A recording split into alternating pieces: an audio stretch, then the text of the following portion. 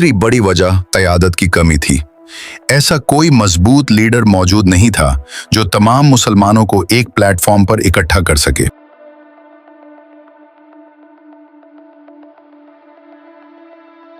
हर हुक्मरान सिर्फ अपने इलाके तक महदूद था और बड़े खतरे को नजरअंदाज कर रहा था।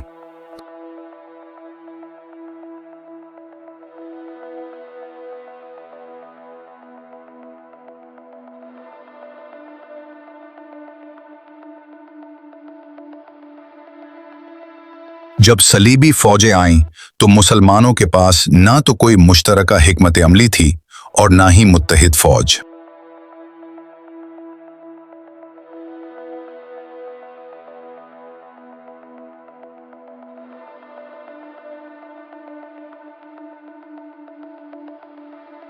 इसी वजह से बैतुल मुक़द्दस जैसे अहम शहर का दिफा कमजोर पड़ गया।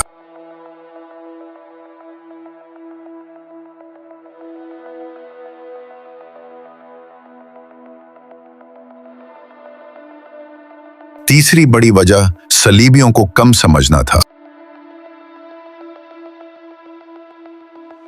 इब्तिदा में मुसलमान हुक्मरानों ने उन्हें संजीदा खतरा नहीं समझा और यही गलती बाद में भारी पड़ी।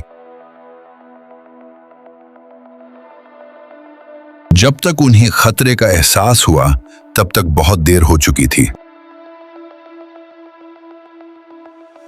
यूं सलीबी फौजों ने न सिर्फ जेरूसलम पर कब्जा कर लिया बल्कि मशरिक़ वुस्ता में अपनी मजबूत रियासतें भी कायम कर ली।